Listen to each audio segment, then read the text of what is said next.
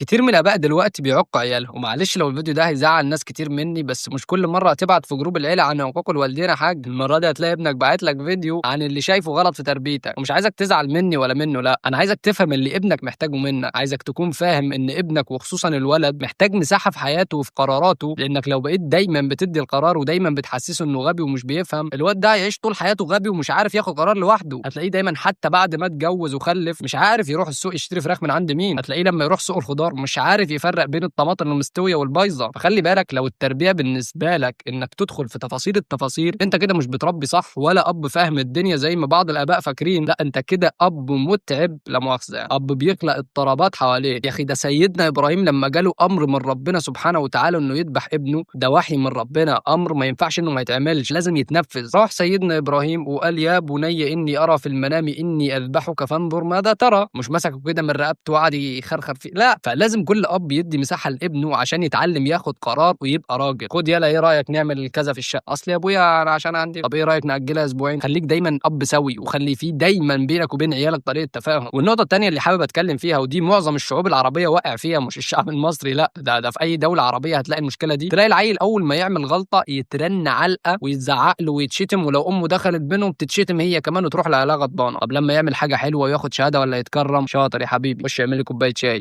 طب ليه أنت كأب بتخلّي تعاملك مع أطفالك دايمًا مبني على التخويف والضرب والشتيمة، وليه لمّا يعمل حاجة حلوة مش بتفرح له بنفس مستوى الزعيق والشتيمة لمّا يغلط؟ خلّي بالك هادّيك نصيحة، لو تعاملك مع عيالك اتبنى على الخوف والشتيمة، اوعى تتوقع إنّهم يحبوك في يوم من الأيام، هيحترموك أو هيخافوا منّك، لكن عمرهم ما هيحبوك، وكمان فكرة إني أذِل ابني كل ما بيغلط غلطة، إن أنا دفعت لك وصرفت عليك وعلى تعليمك، طب ليه؟ ليه بتحسّس العيل إنّك بتمِن عليه بالرغم من إن ده كلّه واجب عليك كأب؟ طب لمّا العيل ده ينفجر ويرُد عليك، لإن مهما كان العيل خايف منّك، هييجي في يوم من الأيام وهيطلّع كل اللي شايله جوّه، فلمّا تقول له أنا دخّلتك الكلية الفلانية وصرفت عليك، ويرُد عليك ويقول لك طب ما فلان دخّل ابنه كلية أحسن، هل هتتبسط يعني؟ هتتبسط لمّا العيل يحسّسك إن في أحسن منّك وإن اللي بتعمله ده ولا حاجة مقارنةً بأب غيرك يعني؟ هترتاح كده لمّا تحس نَفْسك مقصّر معاه، وعشان كده اوعى تراهن على حُب عيالك ليك، لإن حُب عيالك ليك ده لازم أنت تصنعه من معاملتك معاهم، لإن النوع ده من الحُب خصوصًا عمره ما كان فطرة، تلاقي العيل من وهو لسه صغير بيرضع بابا، بابا، يكبر شوية يطلع معاه السوق، يروح معاه مشوار، طب ما تشوفه كده لمّا يدخل إعدادي والّا ثانوي بيبدأ يبعد حبّة، حبّة، لإن حُب الأبوة ده مُكتسبة مش فطرة، وبعدين لمّا توصل لعمر ال50 والّا ال60 هتبقى محتاج إن عيالك لمّا يرجعوا من السوق يتكلموا ويدردشوا ويفضفضوا معاك، هتبقى محتاج كده، أي راجل كبير في السن ما خلاص بقى الدنيا بالنسبة له بقت ولا حاجة، هو محتاج إن هو يتكلم مع عياله بالليل بتاع، فلو أنت عايز ابنك بعد ما تكبر في السن ييجي يسلم عليك ويبوس دماغك ويقعد يحكي لك اللي حصل معاه، عايز كده لازم تبدأ تشتغل على الموضوع ده من دلوقتي، حتى لو عيالك رجالة ومتجوزين حاول تقرّبهم منك، والموضوع ده يمكن الوحيد اللي مالوش عذر، طالما أنت لسه على قيد الحياة لسه عندك فرصة تقرّب وتحبب ابنك فيك، لأنك في الأول وفي الآخر أبوه هيروح منك فين؟ وهالاقي دلوقتي كومنتات دلوقتي ما إحنا اتربينا على نفس التربية وما حصلش كده وأنتم اللي جِه لابن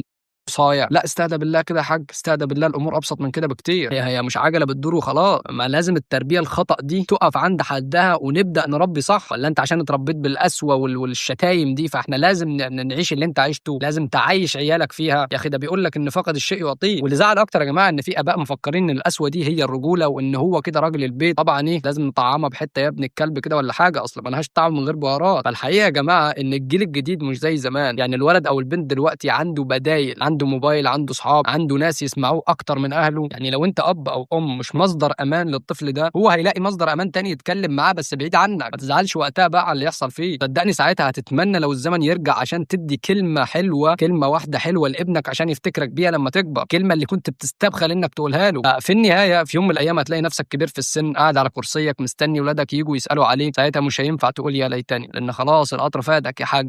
خلصت، فلو عايز ابنك يفتكرك بالخير، لو عايز يقعد يحكي معاك عن يومه، لو عايزه يسندك لمّا تكبر، ابدأ دلوقتي، ابدأ بكلمة حلوة، ابدأ بحب، وما فيش أب ولا أم ولا بني آدم أصلًا معصوم من الغلط، بس الفرق إن في واحد بيعاند في غلطه وبيكبره، وفي واحد تاني بيصلحه، وما تنساش اللايك، وبرضه ما تنساش تمخمخ عشان تبقى واعي، سلام.